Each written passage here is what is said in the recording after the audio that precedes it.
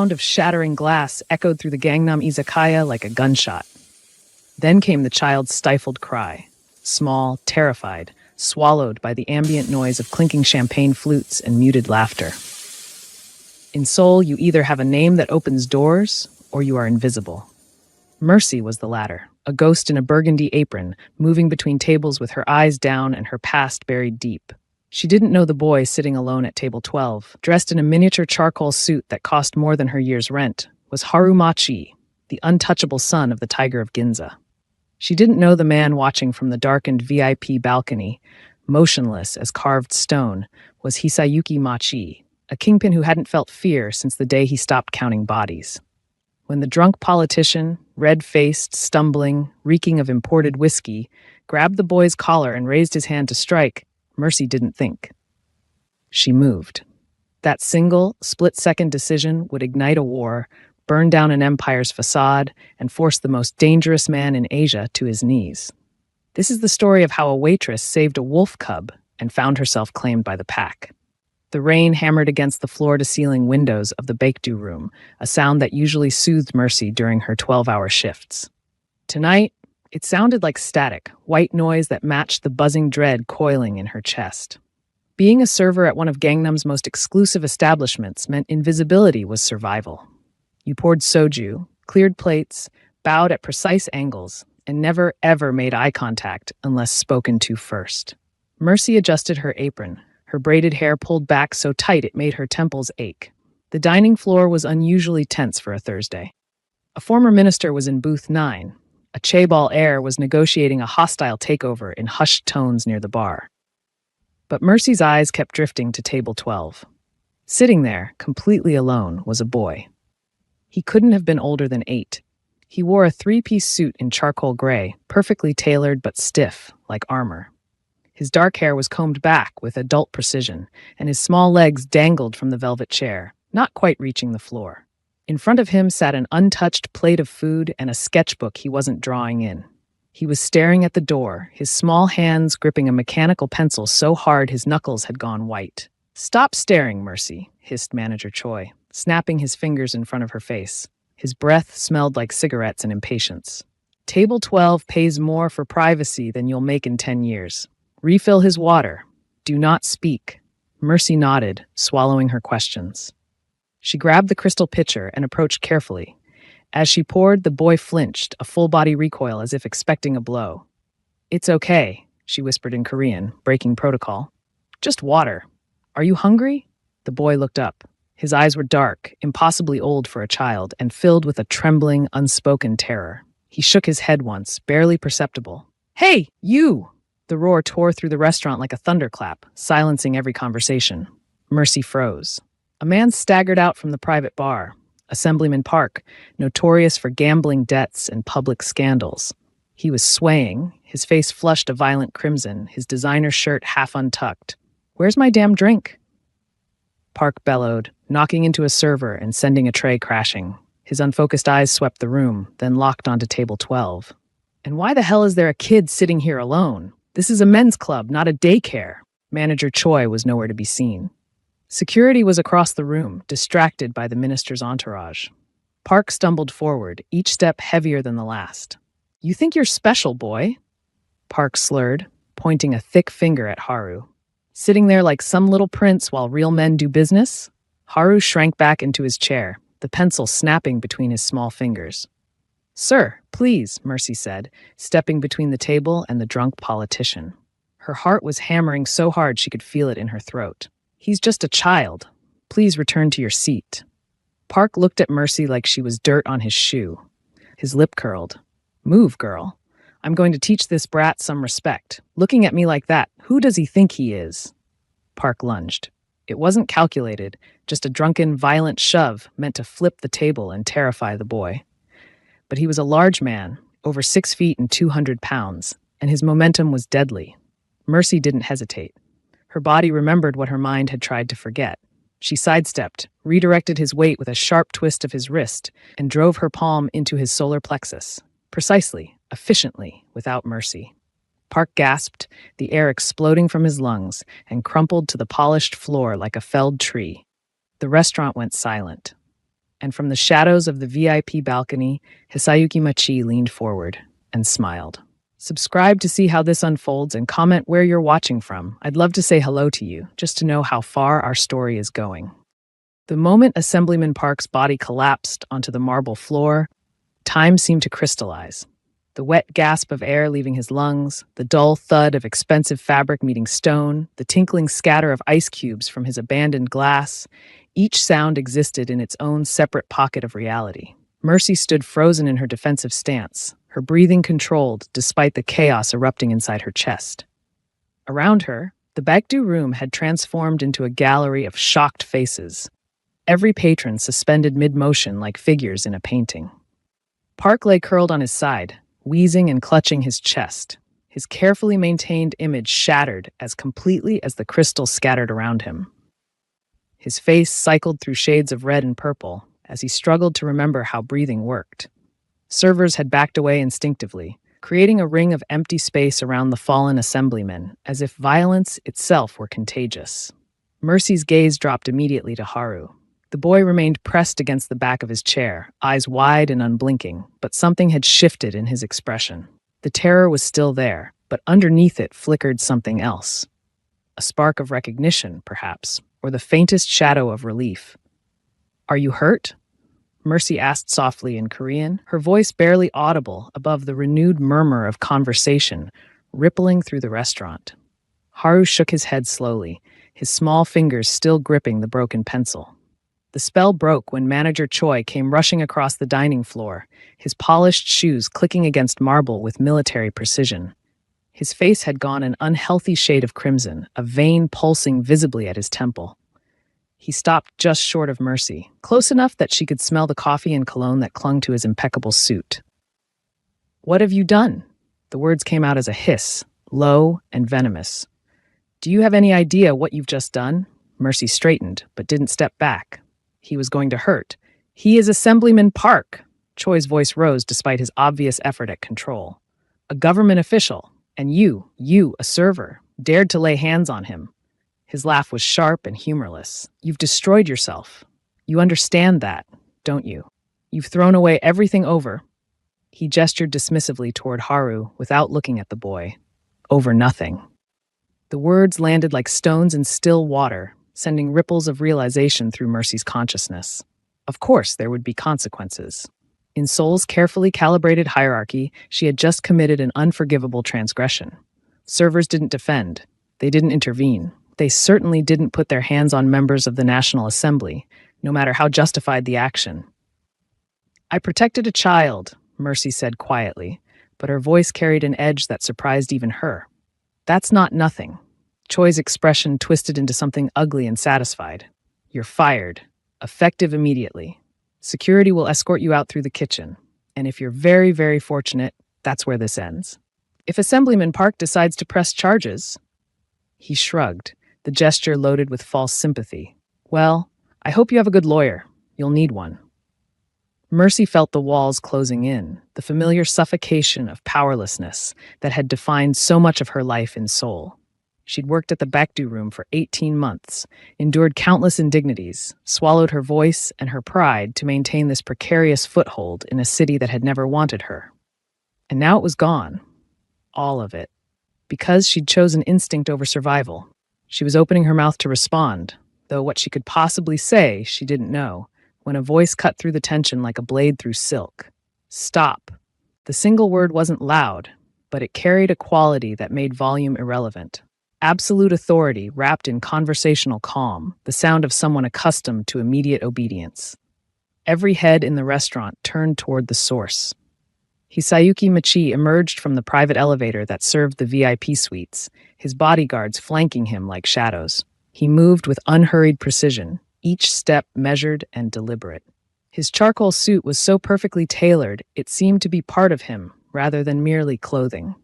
His dark hair was swept back from a face that could have been carved from marble, all sharp angles and controlled expression. But it was his eyes that commanded attention. Cold, assessing, missing nothing. The restaurant's ambient noise died completely. Even Assemblyman Park stopped his wheezing protests, his face going pale as he recognized who had entered the scene. Manager Choi's entire demeanor transformed in an instant. His spine straightened, his shoulders pulled back, and his voice dropped to a tone of obsequious respect. Mr. Machi, sir, I apologize for this disturbance. The situation is being handled. Is it? Hisayuki's gaze swept the room with clinical detachment before settling on Manager Choi. Tell me what happened. Choi's Adam's apple bobbed as he swallowed. A server assaulted Assemblyman Park. Completely unprovoked. She will be removed immediately, and... I asked what happened, Hisayuki repeated, his tone unchanged but somehow heavier. Not what you've decided happened. The manager's mouth opened and closed uselessly. Into the silence, a small voice spoke. She saved me. Every eye turned to Haru, who remained in his chair but had straightened slightly, his hands now folded in his lap around the broken pencil. His voice was thin and uncertain, but clear. The man was going to hit me. Haru continued, his gaze fixed on his father. She stopped him. Hisayuki's expression didn't change, but something shifted in the air around him. A subtle recalibration of tension. He looked at Mercy for the first time, and she felt the weight of that gaze like a physical thing. He wasn't just looking at her face. He was reading her stance, her breathing, the way she held herself even now when everything had fallen apart. His eyes narrowed almost imperceptibly. Those aren't the eyes of a waitress, he thought. Those are the eyes of someone trained for combat, someone who knows how to protect. How much? Hisayuki asked, turning back to Manager Choi. The manager blinked, confused. Sir, how much for this establishment? The building, the business, the name. I'll wire the funds tonight. Choi's face went blank with shock. Mr. Machi, the bakedo room isn't for sale. It's been in the current owner's family for... Everything has a price. Hisayuki's voice remained conversational. Name it. I don't have the authority to. Choi stammered, sweat beginning to bead at his hairline. Hisayuki pulled a phone from his inner jacket pocket with practiced ease. He tapped the screen twice, then held it to his ear. Mr. Kang? Hisayuki Machi, I'm interested in purchasing the bakedo room. Tonight, a pause. Yes, the entire property. Another pause, longer this time. Excellent. My people will contact yours within the hour. He ended the call and returned the phone to his pocket, all in one fluid motion. The silence in the restaurant was absolute. Hisayuki turned to Mercy. You're terminated, I understand. Mercy nodded slowly, not trusting her voice. Good, Hisayuki said. You don't work for him anymore. He gestured vaguely toward the paralyzed Manager Choi. You work for me now. Specifically, you work for the future of my house. His gaze shifted to Haru, and for a fraction of a second, something almost human flickered in those cold eyes. My son requires a guardian, someone who acts on instinct rather than calculation, someone who values his safety over their own. I'm not, Mercy started, but Hisayuki raised a hand. This isn't a negotiation. Kenji. One of the bodyguards stepped forward. Take Miss... He looked at Mercy expectantly. Mercy, she said quietly. Take Miss Mercy and my son to the car. We're going home. Sir, I can't just... Mercy's protest died when she saw Haru sliding down from his chair, his small hand reaching toward her. The boy's eyes held a desperate hope that pierced through her confusion and fear. Please, Haru whispered, come with us. And because a child was asking, because that small voice carried more weight than all the logic screaming in her head, Mercy nodded. Kenji gestured toward the elevator, and she found herself moving, Haru's hand slipping into hers with surprising trust. Behind them, she heard Hisayuki speaking to someone else, his voice carrying the casual authority of a man rearranging the world to suit his preferences. The elevator ride was silent, except for the mechanical hum of ascent. Kenji stood at attention, his expression carefully neutral. Haru pressed against Mercy's side, his small body trembling slightly. She wanted to say something reassuring, but what reassurance could she possibly offer when she had no idea what was happening? The underground parking garage was all concrete and shadows, lit by harsh fluorescent strips. A black sedan waited with engine running, so pristine it seemed to absorb light rather than reflect it. Kenji opened the rear door, and Haru climbed in without hesitation. Mercy followed, her movements feeling detached from her consciousness, as if she were watching someone else make these decisions. Haru settled into the leather seat and immediately reached for a seatbelt, his small fingers struggling with the mechanism. Without thinking, Mercy leaned over to help, clicking the belt into place. The boy looked up at her with those impossibly old eyes and whispered, "Thank you." Minutes later, Hisayuki slid into the seat beside her, bringing with him the scent of expensive cologne and something sharper, control, perhaps, or certainty. He didn't look at her, instead pulling out his phone and typing with swift precision. The car pulled smoothly into Seoul's neon-lit night. Mercy watched the city blur past the tinted windows, her reflection ghost-like in the glass. Somewhere in the past 20 minutes, her entire life had been dismantled and rebuilt according to someone else's design. She should be terrified. She should be demanding answers, insisting on being let out at the next light. But Haru's small hand had found hers again in the darkness of the back seat, and she couldn't bring herself to pull away. The drive took 40 minutes, winding up into the mountains north of Seoul, where the city's glow faded into darkness, punctuated only by distant lights. The car turned onto a private road, marked by a gate that opened automatically, its security cameras tracking their approach. The road curved upward through carefully maintained forest, and then the estate revealed itself. It wasn't what Mercy expected. Instead of traditional architecture or ostentatious display, the compound was aggressively modern, all clean lines and dark stone, built into the mountainside as if it had grown there. Walls surrounded the property, though they were disguised as natural rock formations. Lights glowed from strategic points, illuminating paths and entrances without compromising the structure's severity. The car stopped beneath a covered entrance. Kenji opened the door, and Haru climbed out with practiced ease. Mercy followed more slowly, her legs unsteady after the drive and the shock. The night air was cooler here, carrying the scent of pine and mountain rain. Hisayuki led them through a doorway that opened at his approach, into a vast entrance hall that managed to feel both spacious and suffocating. Everything was expensive. The polished floors, the minimal furniture, the art that adorned the walls, but nothing felt warm. It was a fortress dressed as a home. An elderly woman appeared from a side corridor, her silver hair pulled into a neat bun. She wore a simple gray dress that suggested staff, but the way Hisayuki nodded to her indicated respect. "Mrs. Sato," he said. "This is Mercy. She'll be staying with us. Please prepare the guest suite in the east wing." Mrs. Sato's eyes assessed Mercy with surprising warmth. "Of course, sir. Welcome, Miss Mercy." Her accent carried Japanese inflections, and her smile seemed genuine despite the strangeness of the situation. Haru had moved to stand beside a floor-to-ceiling window that overlooked the valley below, his small silhouette dark against the glass. Hisayuki watched him for a moment, something complicated passing over his features, then turned to Mercy. "Tomorrow, we'll discuss specifics. Tonight, rest. Mrs. Sato will show you to your room." He started to walk away, then paused. "Thank you for protecting my son. Not many people would have done what you did." Before Mercy could respond, he was gone, disappearing into the shadowed corridors of his fortress. Mrs. Sato touched Mercy's arm gently. "Come, dear, you must be exhausted." But Mercy's attention was on Haru, still standing alone at the window. "What about him?" Mrs. Sato's expression softened with sadness. "He prefers to be alone most evenings. Since his mother passed 6 months ago, he struggles with bedtime." Something in Mercy's chest tightened. She crossed the hall to stand beside the boy, careful not to crowd him. For a long moment, they stood in silence, looking out at the lights of Seoul far below. "It's pretty," Mercy said softly in Korean. "The city looks different from up here." Haru didn't respond, but his shoulders shifted slightly, not quite toward her, but no longer actively away. "When I was your age," Mercy continued, switching to English, "I used to look at city lights and pretend each one was a story. That one," she pointed to a cluster of brightness, "that's a family having dinner, and that one is someone reading before bed, and that tiny one way out there, that's someone making a wish." "What are they wishing for?" Haru's question came in careful English, his accent precise. "Maybe the same thing you're wishing for," Mercy said gently. Haru's reflection in the window showed his lip trembling. "I wish my mom would come back."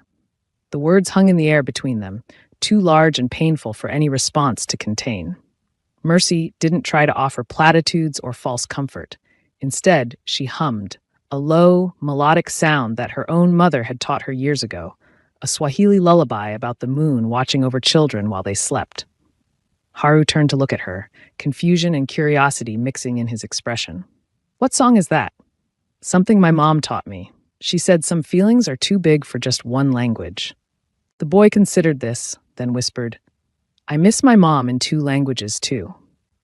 Mercy's throat tightened. She knelt down so they were eye level. That means you loved her twice as much.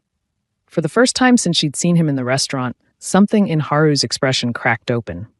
His eyes filled with tears he'd been holding back, and his small body began to shake. Without thinking, Mercy opened her arms, and the boy collapsed into them, his face buried against her shoulder as silent sobs racked his frame. She held him there in the vast, cold entrance hall, humming her mother's lullaby and letting him cry until there were no tears left. Mrs. Sato stood at a respectful distance, her own eyes glistening, and from the shadows of an upper gallery, Hisayuki Michi watched the woman who'd appeared in his life like a storm, holding his broken son together with nothing but presence and song. Something shifted in his chest, something he'd thought had died the day he'd buried his wife. When Haru finally pulled back, his face was blotchy and his eyes were red, but he looked lighter somehow, as if crying had released pressure that had been building for months. "Will you stay?" he asked Mercy in Korean, his voice small and hopeful. Mercy looked at this child who'd lost his mother, at this fortress that pretended to be a home, at the impossible situation she'd stumbled into. Every rational thought in her head screamed that she should leave, should run, should return to her small, safe, invisible life. But she looked at Haru's desperate hope and heard herself say, "I'll stay." And somewhere in the shadows, Hisayuki Michi finally allowed himself to breathe. Want to know how this story ends? Subscribe now and comment your location so I can say hello to readers around the world. Dawn broke over the mountain estate in shades of gold and amber, painting the courtyard in soft light that seemed at odds with the fortress's severity. Mercy had been awake for hours, her internal clock still calibrated to the pre-dawn shifts at the Baekdu room. Sleep had been elusive in the guest suite's unfamiliar luxury, the bed too soft, the silence too complete, her mind too full of questions without answers. She'd found the courtyard by accident while exploring the estate's eastern wing, following a corridor that opened onto a space clearly designed for training. The area was enclosed by stone walls on three sides. The fourth opened to the mountain vista below. Smooth stone tiles covered the ground, and wooden practice posts stood at intervals like silent sentinels. Someone used this space regularly. The posts bore marks of repeated impact, and the tiles were worn in specific patterns. Mercy stood in the center of the courtyard, barefoot despite the morning chill, dressed in the plain clothes Mrs. Sato had provided the night before. She closed her eyes and let her breathing settle into the rhythm her father had taught her years ago. 4 counts in, hold for 4, 4 counts out, find your center. Everything begins from stillness. Her body remembered even when her mind had tried to forget. She moved through the opening sequence slowly, testing muscles that had gone soft from years of deliberate neglect. The first form was basic: defensive positioning, weight distribution, awareness of surroundings. Her father's voice echoed in her memory. A warrior who cannot stand cannot fight. Everything builds from your foundation. She transitioned into the second form, movements flowing like water. Step, pivot, redirect. Her hands traced patterns in the air, each gesture precise and purposeful. This was the Lion's Guard, her father's signature style, developed over decades of protecting others. It wasn't about aggression or dominance. It was about becoming an immovable shield, about redirecting force rather than meeting it head-on, about protecting the vulnerable while minimizing harm. Mercy lost herself in the meditation of movement, her mind finally quiet after the chaos of the previous night. Sweat began to bead on her forehead despite the cool air. Her muscles protested the unfamiliar demands, but underneath the ache was something that felt like coming home. This was who she'd been before fear had made her small, before she'd learned that visibility meant danger. She was midway through the fourth form when she felt eyes on her. Mercy's hands completed the sequence before she turned, finding Hisayuki Michi standing at the courtyard's entrance. He was dressed more casually than the night before, dark slacks and a gray shirt with sleeves rolled to his elbows, revealing forearms marked with the edges of tattoos that disappeared beneath fabric. His hair was slightly damp, as if he'd recently showered, and he held a cup of coffee in one hand. His expression was unreadable, but his posture had changed. He stood differently than he had in the restaurant, less like a businessman and more like someone assessing a potential threat, or perhaps recognizing something unexpected. How long have you been watching? Mercy asked, her breathing still elevated from exertion. Long enough, Hizuki replied, his voice carrying easily across the courtyard. He set his coffee cup on a stone ledge and stepped onto the tiles, his movements fluid and controlled. Where did you learn that style? Mercy tensed, old instincts warning her against revealing too much. My father taught me, a long time ago. Your father. Hisayuki circled slowly, maintaining distance but clearly observing her stance, her positioning. What was his name? The question hung in the air between them, heavy with implications. Mercy didn't fully understand. She could lie, could deflect, could maintain the walls she'd spent years building. But something in Hisayuki's expression, a mixture of recognition and something that might have been hope, made her answer truthfully. Samuel Bennett.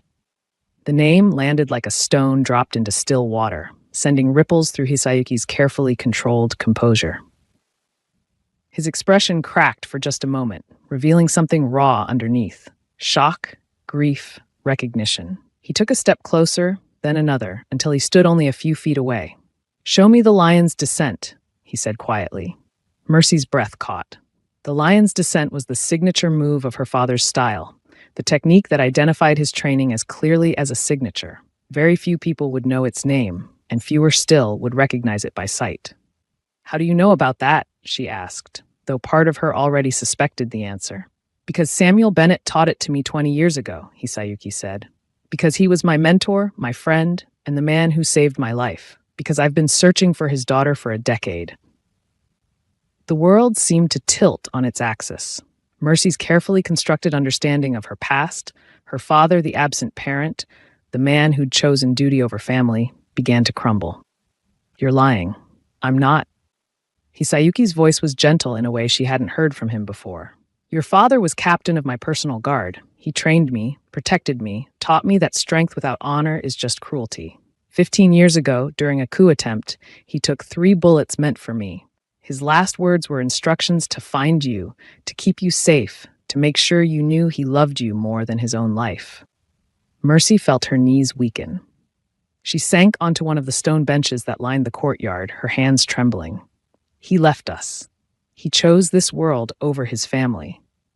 He chose to protect his family by protecting me, Hisayuki corrected, moving to sit at a respectful distance on the same bench. Your mother and you received monthly deposits for years. You thought they were government benefits, but they came from me, money Samuel had earned, money I continued to send because I owed him a debt I could never repay. The pieces began to fit together in ways Mercy had never imagined. The mysterious deposits that had kept them housed and fed after her father's death. The way they'd suddenly stopped when she'd turned 18 and changed her name, trying to disappear from a past that hurt too much to remember. Her mother's tight-lipped refusal to speak ill of Samuel, even when young Mercy had raged about his abandonment. Why didn't you find me sooner? The question came out smaller than she'd intended. I tried, Hisayuki said simply. But you vanished. Changed your name, moved constantly, deliberately left no trail. I had people searching, but you'd become very good at being invisible. I was hiding from his life, Mercy whispered, from the violence that killed him. I thought if I could just disappear, I'd be safe. Instead, you walked right back into it the moment you saved my son. There was something almost like amusement in Hisayuki's tone, though his expression remained serious. Samuel would have done the same thing. He never could watch someone vulnerable be hurt, no matter the cost to himself. They sat in silence for a long moment, the morning sun climbing higher and warming the courtyard. Somewhere inside the estate, Mercy could hear the distant sounds of staff beginning their daily routines. A bird called from the forest beyond the walls, its song sharp and clear. Tell me about him, Mercy said finally. My mother died when I was 12. I don't remember his voice anymore. I don't remember what made him laugh. And so Hisayuki told her. He spoke about Samuel Bennett with a respect that bordered on reverence, about his dry sense of humor, his terrible singing voice, his habit of making terrible puns in 3 languages during tense situations. He described training sessions where Samuel would demonstrate a technique once, perfectly, then make Hisayuki repeat it 1,000 times until muscle memory made it instinctive. He shared stories of Samuel talking about his daughter, carrying a photo of young Mercy that he'd look at before sleeping each night. He was planning to retire, Hisayuki said quietly. After the business with the rival faction was resolved, he was going to leave my service and return to you and your mother. He had 6 months left, and then the coup happened, and he made a choice. He chose you, Mercy said, but the bitterness had left her voice. Understanding, painful as it was, had begun to replace the anger she'd carried for so long. He chose to make sure you'd have a father to return to, even if it couldn't be him, Hisayuki corrected. He told me once that protecting people was the only thing he knew how to do well, and if he couldn't protect his own daughter directly, he'd protect the man who could provide for her in his absence. Mercy's throat tightened with tears she'd thought she'd finished crying years ago. I was so angry at him. For so long. He knew you would be. He accepted that as the price of keeping you safe. Hisayuki stood, offering his hand to help Mercy to her feet. Let me show you something. He led her through the estate's corridors to a room she hadn't seen during her brief exploration the previous night. It was a study. Shelves lined with books, a massive desk positioned to overlook the valley, comfortable chairs arranged near a fireplace. But Hisayuki bypassed all of this to stand before a section of wall that held a series of photographs in simple frames. The largest photo showed a younger Hisayuki, perhaps in his early 20s, standing beside a man Mercy recognized with a jolt of painful recognition. Her father, looking exactly as she remembered him, smiled at the camera with his arm around Hisayuki's shoulders. Both wore training clothes and were clearly exhausted, but Samuel's expression held fierce pride. He was more than my mentor, Hisayuki said quietly. He was the closest thing to a father I ever had. My own father was not a kind man. Samuel taught me that strength and cruelty didn't have to be the same thing. Mercy's fingers traced the edge of the frame, not quite touching the glass. Seeing her father's face after so many years felt like reopening a wound and finding it filled with light instead of pain. When I saw you move through his forms this morning, Hisayuki continued, I saw him. The same precision, the same control, the same fundamental principle. Protect first, harm only as necessary. He taught you well. He died before he could finish teaching me, Mercy said. I know the basics, but I never learned the advanced techniques. I was only 11 when he left for what he said would be his last assignment. Then I'll teach you what he taught me, Hisayuki offered. If you're willing. Samuel made me promise to look after you if I ever found you. Teaching you to survive in this world seems like the best way to honor that promise. Before Mercy could respond, quick footsteps echoed in the corridor. Kenji appeared in the doorway, his normally composed expression tight with concern. In his hand was a tablet computer. Sir, we have a situation, Kenji said, his voice carefully controlled. You need to see this. Hisayuki took the tablet, and Mercy watched his expression darken as he read whatever was displayed. He turned the screen so she could see, and her stomach dropped. The video was grainy but clear enough, security camera footage from the Baekdu room, showing Mercy's confrontation with Assemblyman Park from multiple angles. Someone had edited the clips together, added slow-motion sequences highlighting her defensive techniques, and overlaid text in Korean and English. Mystery woman destroys politician in seconds. Who is the Black Lioness? The view count was already in the millions. Comments flooded beneath the video in multiple languages, speculation ranging from martial arts expert to Secret Service to various conspiracy theories. Someone had created a hashtag. News outlets were picking up the story. It went viral 3 hours ago, Kenji reported. Someone leaked the footage, possibly one of the restaurant staff or a patron who filmed it on their phone. We're trying to scrub it, but it's spreading faster than we can contain. How bad? Hisayuki asked, his voice dropping into a tone Mercy hadn't heard before. Cold, calculating, dangerous. Bad, Kenji confirmed. Various factions are trying to identify her. We've already intercepted chatter from at least 2 rival groups discussing whether she represents a new asset in your organization, and there's interest from other parties. The unspoken implication hung heavy in the air. If people knew where to find her, if they could identify her and connect her to the Machi estate, then she'd become a target. And in this world, targets didn't last long. Mercy's mind raced through possibilities, all of them leading to the same conclusion. I should leave. Tonight, if I disappear again, the attention will fade. You can deny any connection, say I was just a random employee who happened to be there. No. Hisayuki's response was immediate and absolute. I'm putting Haru in danger just by being here, Mercy argued, though something in her chest twisted at the thought of leaving. That video has made me visible to exactly the kind of people I've spent years hiding from. You're already in danger, Hisayuki countered. Leaving won't save you. It'll just mean you're alone when they find you. Here you have protection, training, resources. Here you have a chance. He's right, Kenji added reluctantly. At this point, disappearing will look like guilt or fear. Better to own the narrative. You're under Machi protection now. That sends a message to anyone considering making a move. Mercy wanted to argue, but before she could speak, another small voice entered the conversation. Please don't leave. They all turned to find Haru standing in the doorway, still in his pajamas, his dark hair mussed from sleep. His eyes were wide and frightened, and he clutched a stuffed lion that Mercy hadn't seen the night before. I heard talking, Haru said, his voice small. Mrs. Sato said everyone was in the study. Are you leaving because of me? Because I asked you to stay? Mercy's heart broke at the guilt in his expression. She crossed the room and knelt to his level, aware of Hisayuki and Kenji watching, but no longer caring. This has nothing to do with you, she said gently. You didn't do anything wrong. Then why do you want to leave? Haru's lip trembled. Don't you like it here? Did I do something bad? No, sweetheart. You've been perfect. Mercy tucked a strand of hair behind his ear. I'm just worried about keeping you safe. Sometimes grown-ups have to make hard choices to protect the people they care about. My mom said that, Haru whispered.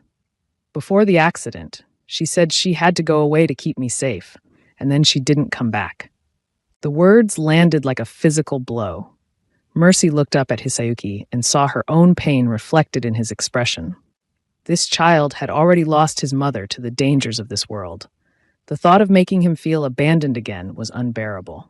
I'm not your mother, Mercy said carefully, and I can't promise that everything will be okay, but I promise that if I stay, I will do everything I can to protect you. That's what my father taught me to do, protect people who need protection. Haru considered this with a seriousness far beyond his years. Will you teach me how to protect people like you do? When you're older, Mercy agreed, her throat tight. When you're ready. Does that mean you're staying? Hope blossomed in Haru's expression, fragile but growing. Mercy glanced at Hisayuki, who watched them with an unreadable expression. She thought about her father, about the choice he'd made to protect others, even at the cost of his own life. She thought about spending years hiding, making herself small and invisible, living half a life out of fear. I'm staying, she said, and felt the decision settle into her bones with surprising certainty, at least for now. Haru threw his arms around her neck, the stuffed lion squishing between them. Thank you, he whispered. Thank you, thank you, thank you. Over the boy's shoulder, Mercy met Hisayuki's gaze. He nodded once, a gesture of respect and acknowledgement. They would face whatever came next together, the daughter of the lion and the man her father had died protecting, bound by debt and loss and the fragile hope of a child who'd already lost too much. The next 3 days passed in a strange combination of normalcy and tension. Mercy settled into a routine at the estate, spending mornings training with Hisayuki, who proved to be a demanding but patient teacher, and afternoons with Haru, who was slowly beginning to emerge from his shell of grief. The viral video continued to spread, but Hisayuki's people worked to muddy the waters, releasing contradictory information and false leads that made identifying Mercy more difficult. Mrs. Sato proved to be a warm presence in the otherwise austere estate, always appearing with tea or snacks at precisely the right moment. She'd lost her own daughter years ago, she confided to Mercy one afternoon, and seeing Haru smile again brought her joy she'd thought impossible. But underneath the routine, tension built like storm clouds gathering on the horizon. Additional security appeared around the estate's perimeter. Kenji's updates to Hisayuki became more frequent and more serious, and Mercy couldn't shake the feeling that they were waiting for something inevitable to arrive. The storm broke on the fourth night, quite literally. Thunder had been rumbling in the distance all evening, and by the time Mercy tucked Haru into bed, a ritual they'd fallen into naturally, rain was hammering against the windows with enough force to rattle the glass. The boy had been unusually clingy, insisting on 3 stories instead of the usual one. asking questions about her father and her childhood with transparent attempts to delay sleep. "Will you stay until I fall asleep?" Haru asked, his small hand gripping hers. "Of course," Mercy promised, settling into the chair beside his bed. She'd been sitting there for perhaps 20 minutes, listening to Haru's breathing even out into sleep when the lights went out. Not a flicker or gradual dimming. Instant, complete darkness. Through the window, Mercy could see that the estate's exterior security lights had also died. Only the dim glow of lightning through storm clouds provided any illumination. Her father's training kicked in immediately, flooding her system with controlled adrenaline. She moved to Haru's bedside, her hand on his shoulder, ready to wake him, but not wanting to frighten him unnecessarily. Her other hand found her phone, but it was dead despite being fully charged an hour ago. Some kind of electromagnetic pulse, perhaps, or a sophisticated jamming system. The door to Haru's room opened, and Mercy spun into a defensive position before recognizing Mrs. Sato's silhouette. The older woman moved with surprising speed and silence, carrying what looked like a flashlight that glowed with dim red light. "We need to move," Mrs. Sato said quietly, her usual warmth replaced by military efficiency. "Now." "What's happening?" Mercy asked, already lifting Haru from his bed. The boy woke with a confused murmur, but didn't cry out. "Breach on the eastern perimeter," Mrs. Sato replied, leading them into the corridor with confident strides despite the darkness. "Possibly multiple entry points. Mr. Machi has activated emergency protocols." They moved through hallways. Mercy had walked dozens of times, but in the darkness and silence, they felt alien and threatening. Somewhere in the distance, she heard a sound that might have been gunfire, though the storm made it impossible to be certain. Haru pressed his face against her shoulder, trembling but staying quiet. Mrs. Sato led them to what appeared to be a section of decorative wall panel in the estate's central corridor. She pressed a specific point in the carved design, and the panel slid aside with barely a whisper of sound, revealing a narrow passageway lit by emergency strips of LED lighting. "This leads to the panic room," Mrs. Sato explained, ushering them inside. "It's designed to be invisible to thermal imaging and sound detection. Once you're inside, the door seals automatically. Mr. Machi will come for you when it's safe." "What about you?" Mercy asked, reluctant to leave the woman behind. "I have my own protocols," Mrs. Sato said with a small smile. "Take care of the young master. He needs you." Before Mercy could protest, Mrs. Sato had pressed another hidden button. The panel began to slide closed, sealing them into the passageway. Mercy had no choice but to move forward, following the dimly lit corridor as it descended slightly and curved. The passage was narrow enough that she had to turn sideways in places, but it was well maintained and clearly designed for exactly this purpose.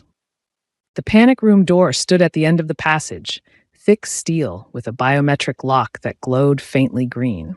Mercy pressed her palm against it, half expecting it not to recognize her, but the lock clicked open immediately.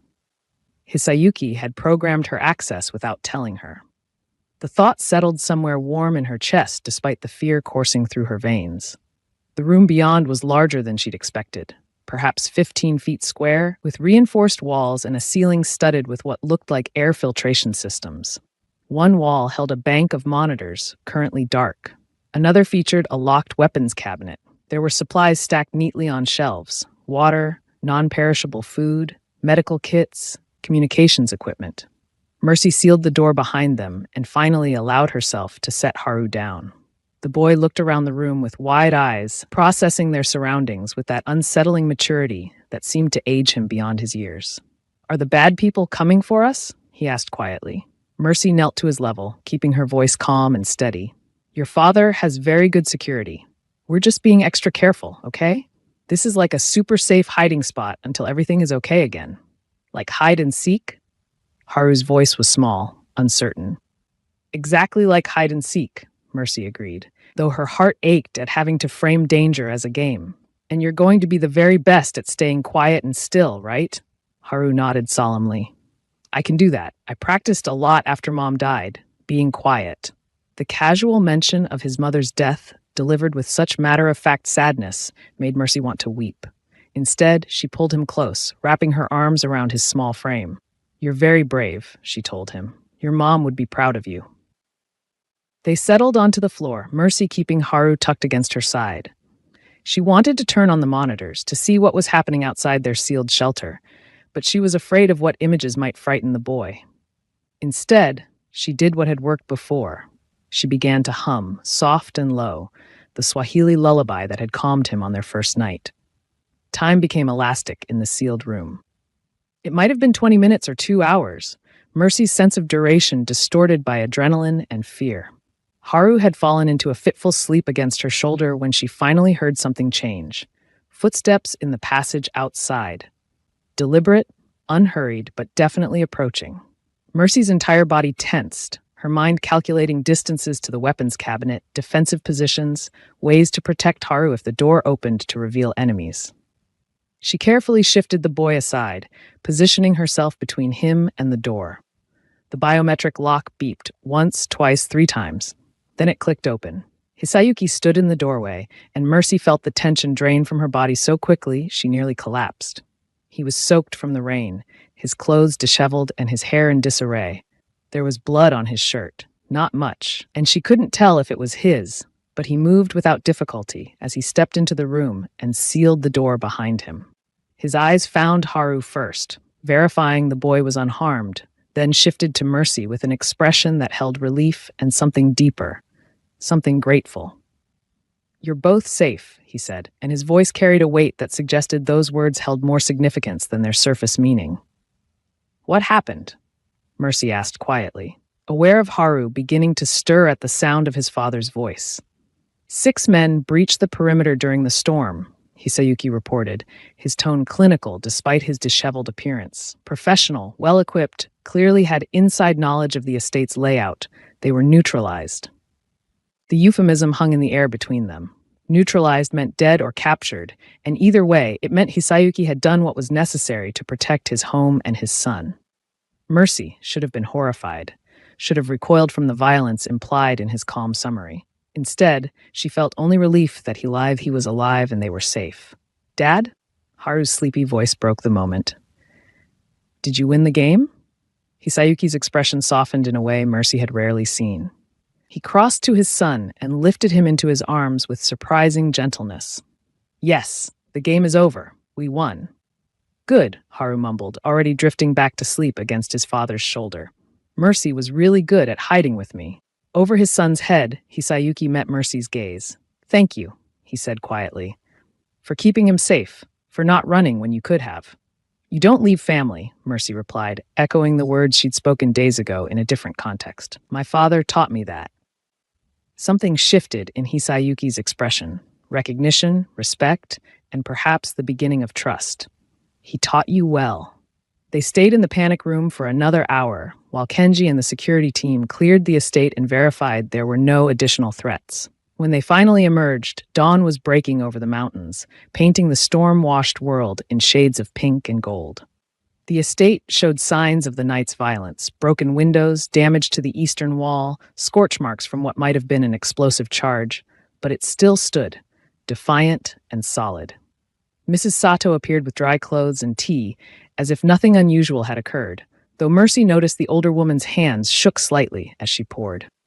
Haru clung to his father with uncharacteristic neediness, and Hisayuki made no move to discourage it, carrying the boy through the estate as he assessed damage and received reports. Later, after Haru had been fed and settled in front of a movie with strict instructions not to leave Mrs. Sato's sight, Hisayuki found Mercy on the terrace overlooking the valley.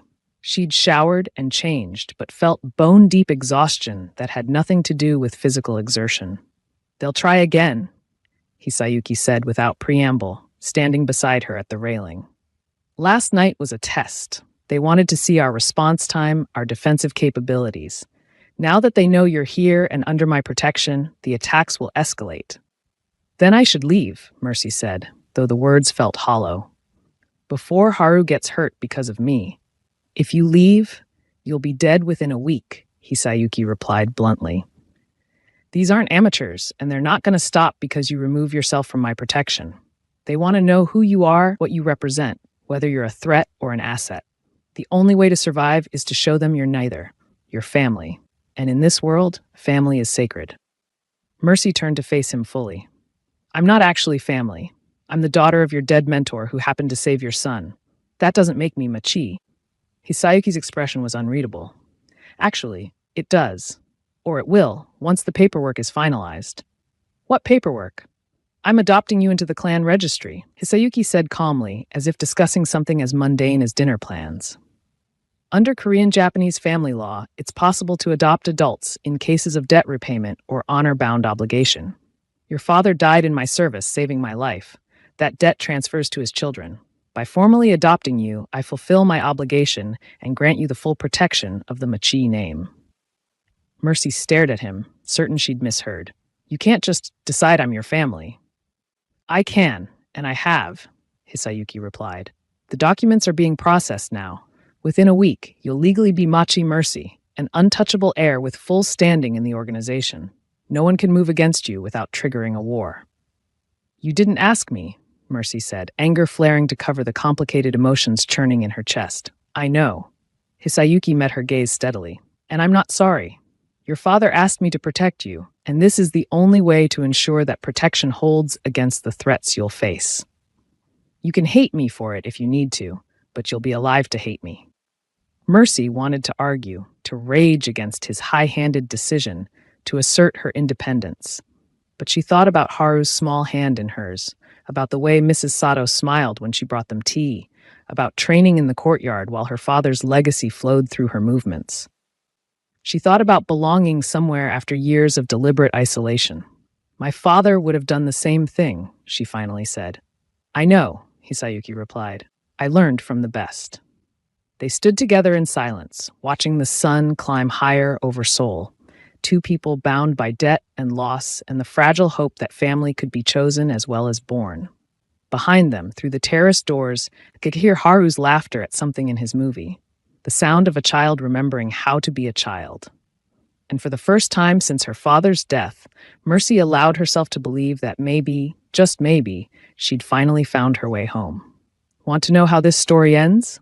Subscribe now and comment your location so I can say hello to readers around the world. The morning after the attack, Mercy found Hisayuki in his study, standing before the floor-to-ceiling windows that overlooked the valley. The room smelled of coffee and expensive paper, and early sunlight painted everything in shades of amber. He didn't turn when she entered, but his posture shifted slightly, acknowledgement without words. Close the door, he said quietly. Mercy did, a knot of apprehension forming in her chest. Something about his tone suggested this wasn't a casual conversation. She crossed the room to stand beside him, following his gaze out over Seoul's distant skyline. From this height, the city looked deceptively peaceful, its violence and complexity reduced to glittering abstraction. Hisayuki reached into his jacket pocket and withdrew an envelope. He held it out to her without speaking, his expression carefully neutral. Mercy took it, her fingers registering the weight and texture, expensive paper, the kind used for important documents. Inside was a passport, the cover dark blue and unfamiliar. She opened it to find her own photo staring back at her, but the name was different. Sarah Miller, American citizen. Beneath the passport were airline tickets, first class to Johannesburg, departing that evening. And a bank card, attached to a note written in Hisayuki's precise handwriting. Account contains enough to start over. No ties, no traces. Mercy's throat tightened. She looked up to find Hisayuki watching her now. His dark eyes unreadable, but his jaw tight. You can leave, he said simply. Tonight. I'll have Kenji drive you to the airport using a route that avoids all surveillance. The passport is flawless. My people are very good at this. The money is clean, untraceable. You could disappear into South Africa or anywhere else you choose. Live quietly, be invisible again. And Haru? Mercy's voice came out rougher than she intended.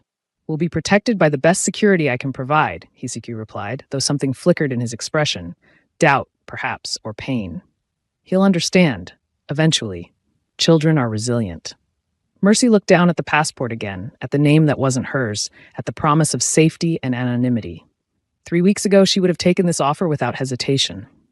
3 weeks ago, invisibility was all she'd wanted.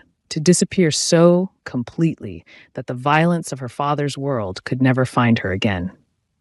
But that was before a small boy with ancient eyes had held her hand and called her mom in his sleep.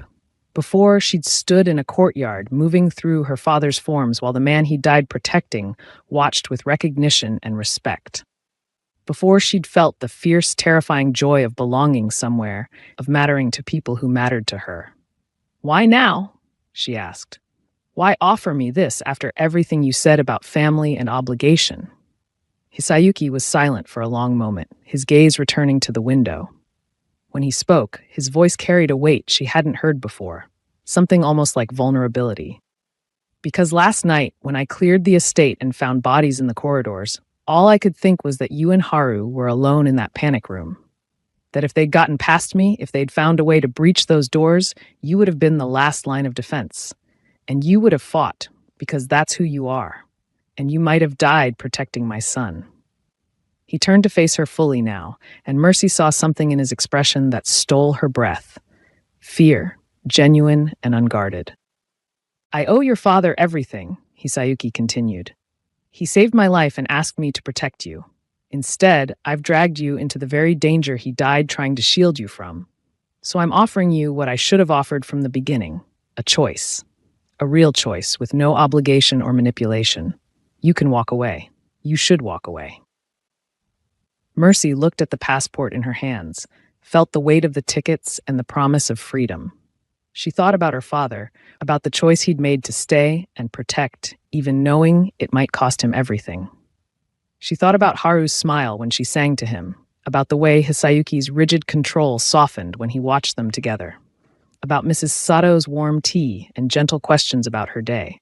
She thought about family, not the one she'd been born into, but the one she'd found in the most unlikely place. Mercy tore the passport in half. The sound of ripping paper seemed impossibly loud in the quiet study. She tore it again and again until Sarah Miller's face was fragmented beyond recognition. The pieces fluttered to the expensive carpet like snow. The tickets followed, then the bank card, all reduced to confetti at her feet. "You don't leave family behind," Mercy said, her voice steady and certain. "My father taught me that. He stayed and protected you because that's what family does. And now I'm staying to protect Haru and you because that's what family does. I'm not running anymore."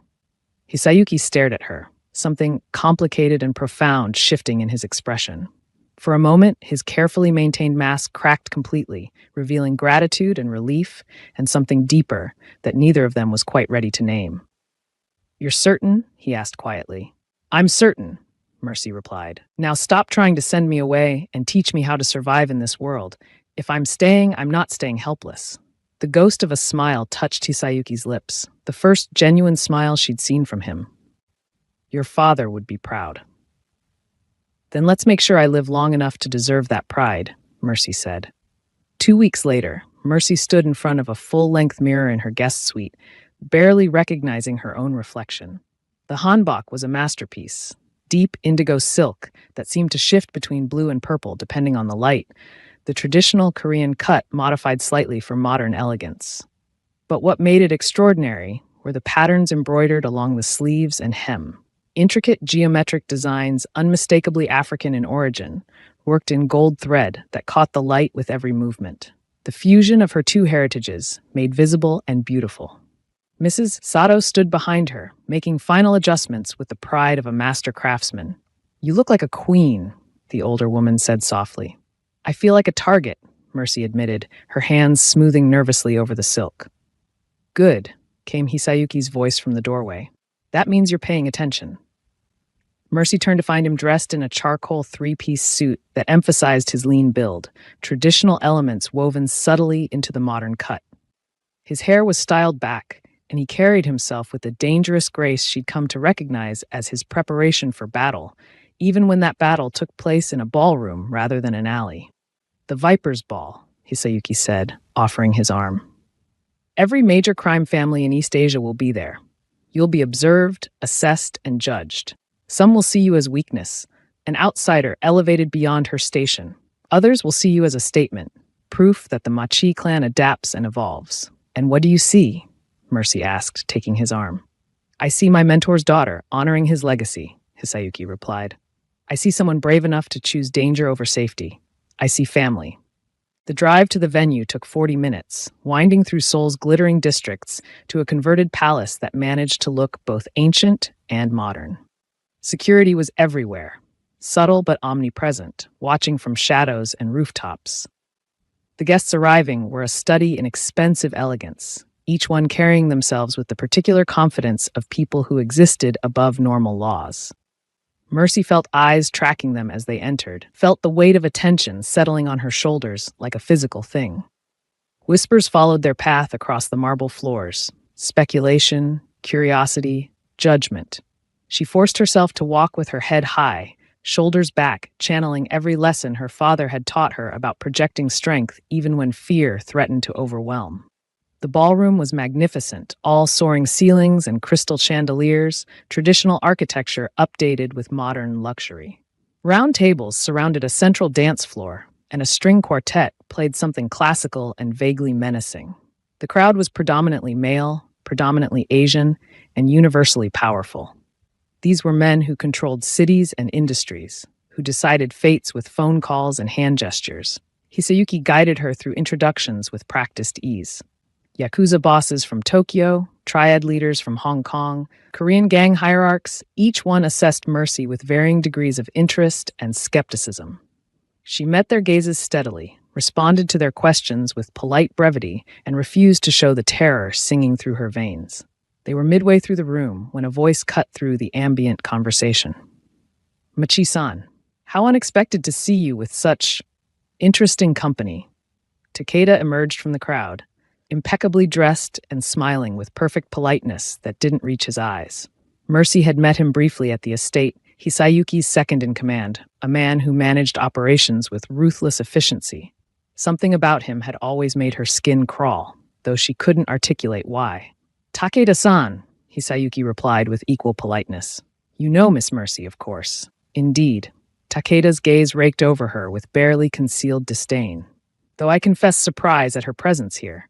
Our traditions typically require certain standards for those elevated to family status." The insult was subtle but clear.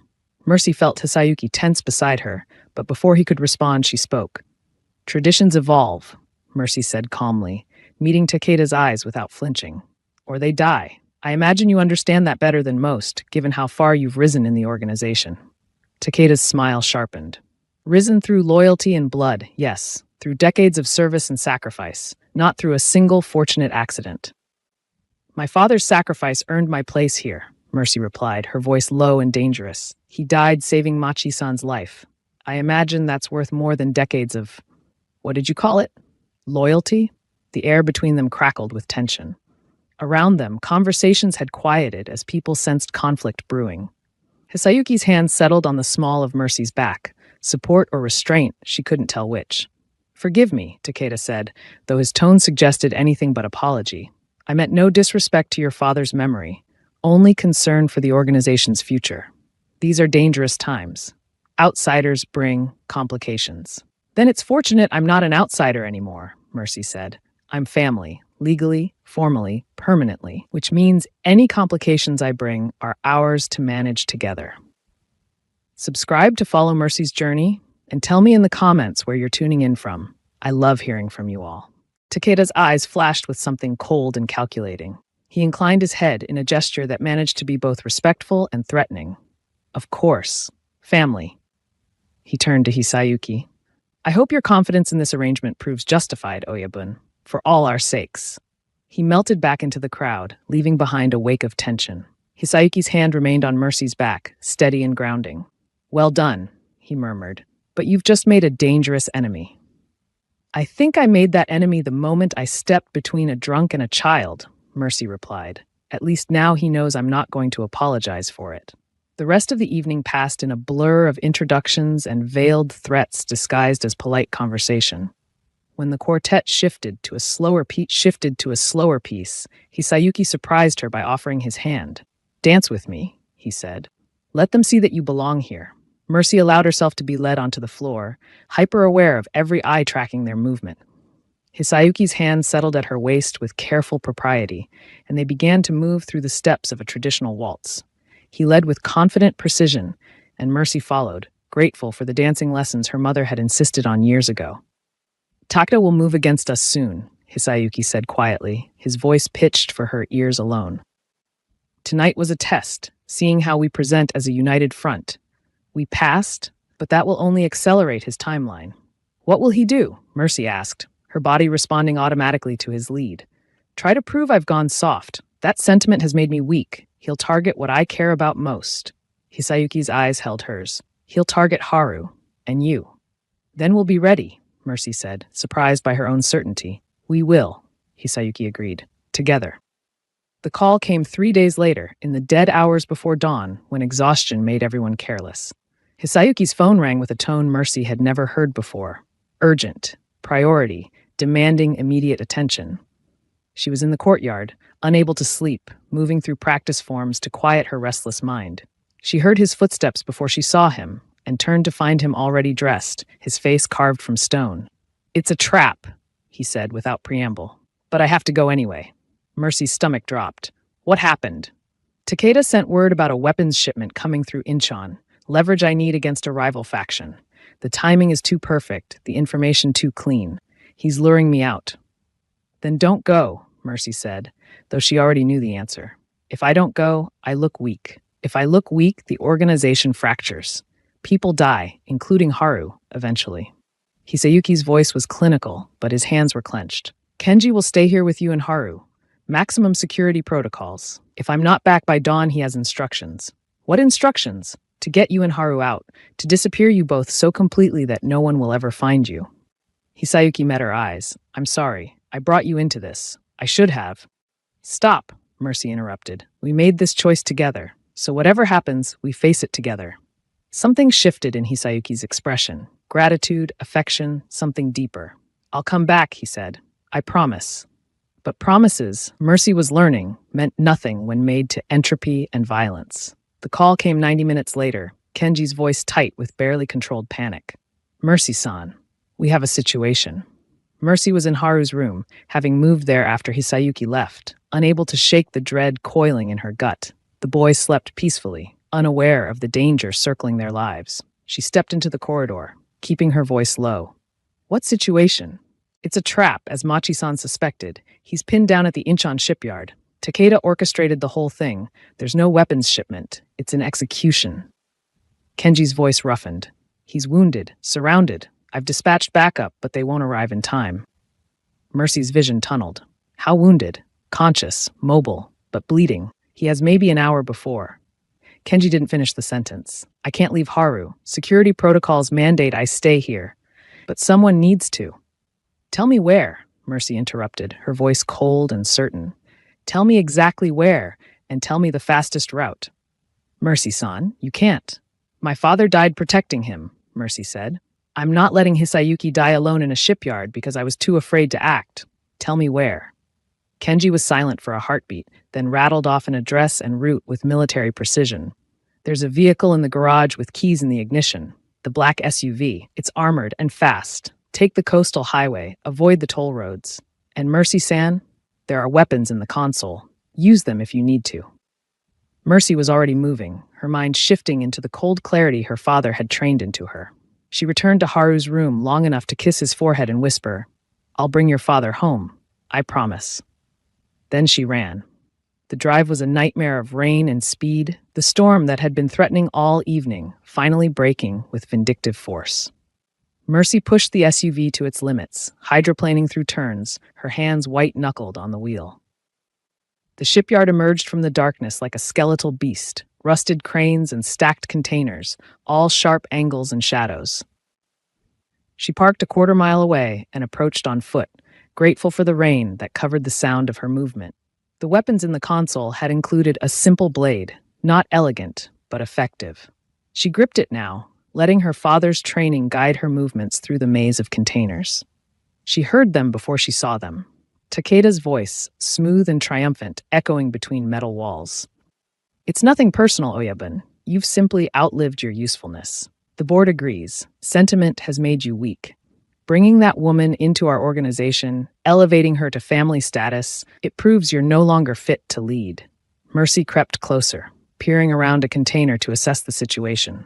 Hisayuki was cornered against a stack of crates, his suit jacket discarded, his shirt dark with blood on one side. He held a blade in one hand, but his movements were careful, conserving energy.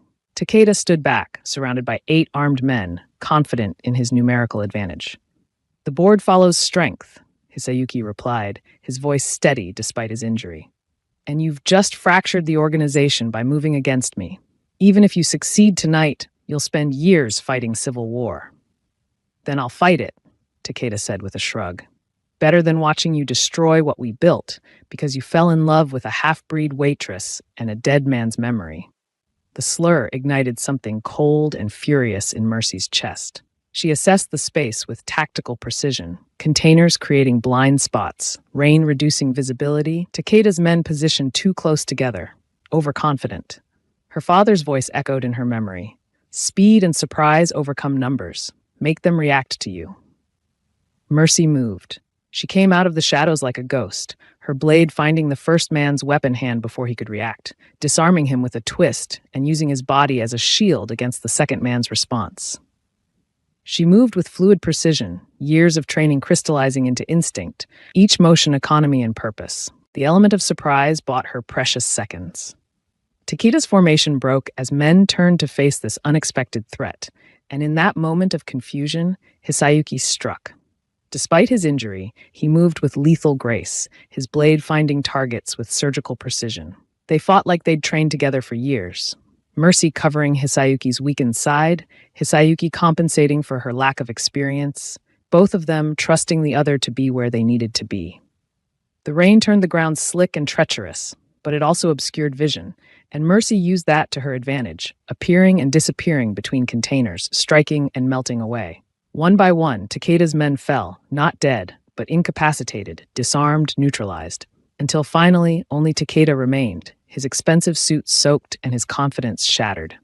"You," he breathed, staring at Mercy with something like disbelief. "How did you?" "My father taught me," Mercy said simply. "And your biggest mistake was underestimating what family means." Takeda pulled a gun, but his hand was shaking, his aim wild. Hisayuki was faster, his blade flying true, striking the gun from Takeda's hand before the man could fire. The weapon skittered across wet pavement, and Takeda fell to his knees, clutching his injured hand. "It's over," Hisayuki said, his voice carrying absolute authority despite the blood soaking his shirt. "Call off your supporters, dismantle your coup, or I'll let Mercy finish what she started. And trust me, she's her father's daughter. She won't miss." Takeda looked between them, the wounded kingpin and the waitress turned warrior, and saw his own defeat reflected in their unified stance. He sagged, broken. Kenji's backup arrived 10 minutes later, finding the scene already secured. They took Takeda into custody, collected his men, and provided first aid to Hisayuki's wound, painful but not life-threatening, as Mercy had prayed during the entire fight. In the back of the SUV, rain still hammering the roof, Hisayuki looked at Mercy with an expression she'd never seen before. Awe, gratitude, something deeper. "You came," he said simply. "You don't leave family behind," Mercy replied, her hands still shaking from adrenaline. "Remember?" Hisayuki reached out, his bloody hand covering hers, and they sat in silence as dawn began to break over the city they'd fought to protect. 3 months later, Mercy stood on the penthouse terrace overlooking Seoul's skyline, watching the city light up as evening settled in. Behind her, through the glass doors, she could hear Haru laughing at something Mrs. Sato had said. The sound so normal and precious, it made her chest ache with gratitude. The shipyard had changed everything. Takeda's coup had been dismantled, his supporters rooted out, the organization restructured with Mercy as a named heir, no longer just protected but elevated to genuine power. The transition hadn't been smooth, but it had been inevitable. When the story spread of how she'd fought beside Hisayuki, had saved his life as her father once had, something shifted in the perception of who she was and what she represented. They called her the mother of the clan now. Not because she was Hisayuki's wife, but because she protected the organization's future with a fierceness that commanded respect. Haru called her mom without hesitation, and she'd stopped correcting him weeks ago. Footsteps announced Hisayuki's presence before his voice did. "You're thinking too loud." Mercy smiled, turning to find him healed and whole, his suit replaced by casual clothes that made him look almost human. "Just remembering where I was 3 months ago." pouring drinks and trying to be invisible. And now? Hisayuki asked, coming to stand beside her at the railing. Now I'm visible, present, home. Mercy looked up at him. Thank you for seeing me when I was trying to disappear, for giving me a reason to stop hiding. Thank you for saving my son, Hisayuki replied, for saving me, for choosing to stay when leaving would have been safer. They stood in comfortable silence, watching the city glow below them. A kingdom rebuilt not on fear but on loyalty, sacrifice, and the family they'd chosen. Behind them, Haru called out asking if they wanted to watch a movie before bedtime. Coming, baby, Mercy called back, then turned to Hisayuki. Ready? He offered his hand, and she took it, and together they walked back inside to the warmth and noise and beautiful chaos of the life they'd built from ashes and courage and love that had been chosen rather than given.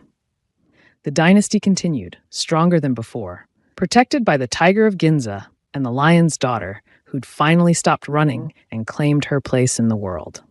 Keep up with every twist and turn. Subscribe today and see you in the next story.